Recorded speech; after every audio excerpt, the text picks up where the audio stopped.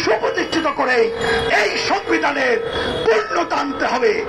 আমরা যদি দেখি সুযোগ পেয়ে অনেক মানুষ তাদের নাম উচ্চারণ করতে চায় না, তারা সুযোগ পেয়ে এটাকে ছুঁড়ে ফেলে দিতে চায়, এটাকে সংবিধান বলে না গঠনতন্ত্র বলতে চায়, এর আড়ালে মুক্তিযুদ্ধকে বিতর্কিত করতে চায়।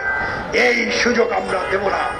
বন্ধুগণ, আমি আমার কথা না বাড়িয়ে শেষে বলতে চাই, তাহলে আসেন বাংলাদেশের জনগণের প্রতি আহ্বান, গণঅভ্যুত্থান জুলাই আগস্টের এই চেতনাকে ধারণ করে আসেন।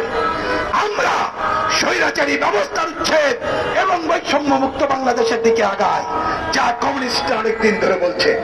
এর জন্য মনে রাখতে হবে, গত 53 বছরে যারা ক্ষমতায় ছিল, এই নীতিহীন রাজনৈতিক দল, তারা এইটা পালন করে নাই।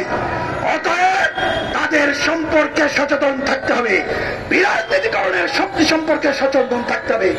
ওদেরকে না বলে নীতিনিষ্ঠ বাম গণতান্ত্রিক শক্তিকে হ্যাঁ বলতে শিখতে হবে।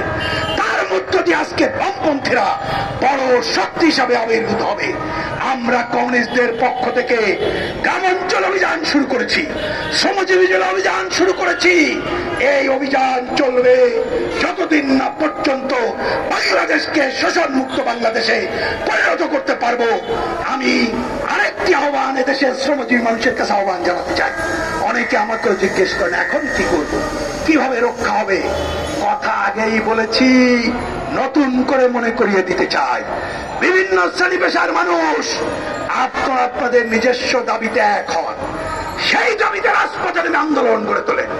সেই দাবির সাথে থাকবে পতিত স্বৈরাচার যাতে সুযোগ না পায়, সেই দাবির সাথে থাকবে সাম্প্রদায়িক অপশক্তি, দেশি বিদেশি অপশক্তি যেন সুযোগ না পায়। এইভাবে যদি আমরা শ্রমজীবী মানুষের আন্দোলন গড়ে তুলতে পারি, এই শ্রমজীবী মানুষের আন্দোলন মালা গেথে আমরা বৈষম্য মুক্ত বাংলাদেশের দিকে আগাবো। সেই সংগ্রামে আমাদের আহ্বান জানাই।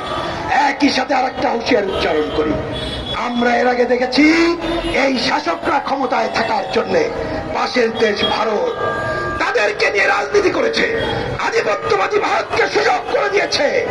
তারা আমাদের অর্থনীতি না রাজনীতিতে হস্তক্ষেপ করেছে, ক্ষমতায় থাকা না থাকা হস্তক্ষেপ করেছে। তাদের সম্পর্কে হুঁশিয়ার থাকতে হবে। একই সাথে ভূ রাজনৈতিক কারণে আমাদের বড় শত্রু ওই 7 সমুদ্র 13 নদীর পরে মার্কিন সাম্রাজ্যবাদ। তারা একটা ভয়াবহ থাবাবিগারে আছে বাংলাদেশের উপরে, যাতে করে বাংলাদেশ নিজের পায়ে না দাঁড়াতে পারে, যাতে করে ভূরাজনৈতিক কারণে আমরা বিকল্প অর্থনৈতিক জোট গড়ে তুলতে না পারি, যাতে করে আমাদের সম্পদ লুটপাট করে নিয়ে যেতে পারি। হয় এই জন্য আমি হুঁশিয়ার করি, এই সব আধিপত্যবাদী এবং সাম্রাজ্যবাদ শক্তি সম্পর্কে দেশবাসী আপনাদের সচেতন থাকতে হবে। সামগ্রিকভাবে এই সচেতন থেকে কমিউনিস্ট পার্টি অনেকদিন আগে বলেছে, দেশ বাঁচাতে গেলে 4 শত্রু মোকাবেলা করতে হবে। এইখানে অনেকে আছেন, একটু মনে করার চেষ্টা করেন। এইটা বলেই আমার কথা শেষ করি।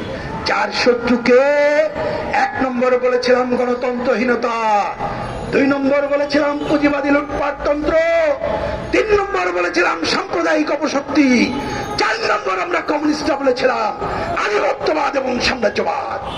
মনে রাখতে হবে, এদেরকে সমূল্যে উৎপাদন করা ছাড়া মানুষের মুক্তি আসবে না। এটি কমিউনিস্টরা রাষ্ট্র ক্ষমতায় যে জনগণকে সাথে নিয়ে ওদের উচ্ছেদ করে শোষণ মুক্ত বাংলাদেশ কায়েম করবে। আসেন এই সংগ্রামে আমরা অগ্রসর হই, এই আহ্বান জানিয়ে আমি আমার কথা শেষ করছি। ধন্যবাদ সকলকে। সবাই বন্ধুরা।